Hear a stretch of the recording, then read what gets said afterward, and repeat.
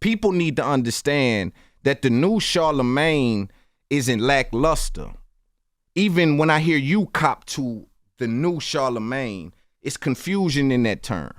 Because new Charlamagne would indicate to some people on the other side that maybe it lost something, right?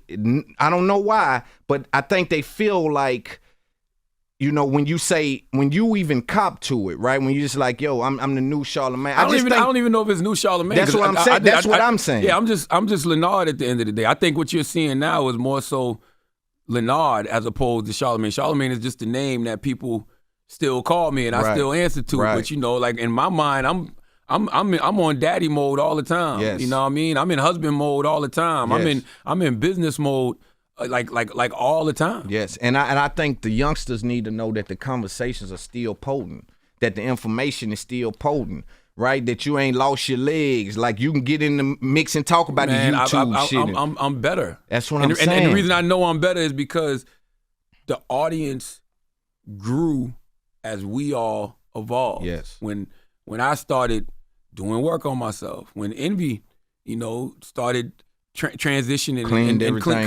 cleaning his shit up, like everything evolved. The audience grew. Like you talking about Farrakhan and Dick Gregory and, you know, all of these different voices that we were bringing on. But then, like, think about the political conversations we started to have. And that goes back to something my mother told me when I was young. Read things that don't pertain to you. Every day. So being that I used to read things that don't pertain to me, I started watching things that don't pertain to me. And I'm well-versed. That's right. I always had my hand in a little bit of everything. I was always watching CNN and watching ESPN. Yes. You know, I was always reading The Source, but also reading The Watchtower, yes. you know, because my mom was a Jehovah's Witness. So it's like we started on the political, we started getting our political bag on Breakfast Club because of my man, Bakari Sellers. South Carolina. I known Bakari since I was doing radio in South Carolina. Right. Using, you know, the clubs back then, drinking, having a good time, right? So when he ran for lieutenant governor of South Carolina, he came to Breakfast Club because Bakari is of an age where he understands culture. And he was like, I'm going to meet people where they are. I'm going to the Breakfast Club, right?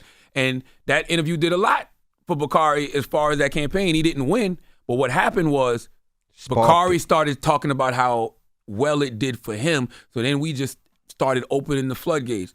The Angela Rye's of the world, you know, started coming up here. And then, you know, because of the relationships with Bakari and people like that, you know, I remember Angela Rye had Andrew Gillum come up here later. And then the Hillary Clinton, and because Bernie Sanders, Hillary had a bunch of black women working around her. Salute to Karen Civil. And they were telling her, yo, she need to be doing stuff like Breakfast Club. Bernie Sanders had a lot of black people around him. It was Nina Turner and Teslin Figueroa and Simone Sanders at the time. They were all around Bernie, and they at least Tez and Simone was telling him, you need to go do Breakfast Club. Killer Mike was rocking with him. So that's what it started making sense. That's right. Yes. And for me, just being a person who has always wanted to ask politicians certain questions, I looked forward to that. That's what I'm saying. Now, those interviews may not do 5 million on YouTube like a 6ix9ine or whatever numbers they were doing, Soulja Boy and all of them.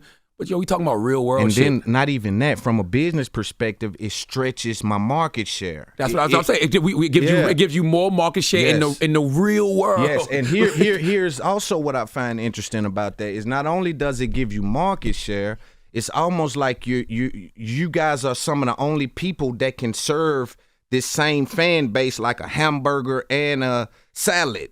What do you say to people who take that position? I care about all of that stuff more than ever. You know what I mean? But I'll tell people too, if you want old Charlamagne, then you got to go on YouTube to find old Charlamagne, because Charlamagne is going to always constantly grow and always, you know, constantly evolve. But I like this version of me much better because, truthfully, I couldn't be that version anymore if I tried. Right. Those days are gone. Yes. Like, it was a moment in time. It's like when you constantly keep telling 50 Cent to make Get Rich or Die Trying, or you tell Jay-Z to make Reasonable Doubt. I cannot do that anymore. Yes. But I can give you 444. Yes. You know, because I'm at a different point in my life. Yes. Right. Yo, thank you for watching another episode of This Up There podcast. Click somewhere. Oh, right here. Click right here. One of these videos. Or subscribe. Over my head. Subscribe. Vibrations high. Thank you. Love.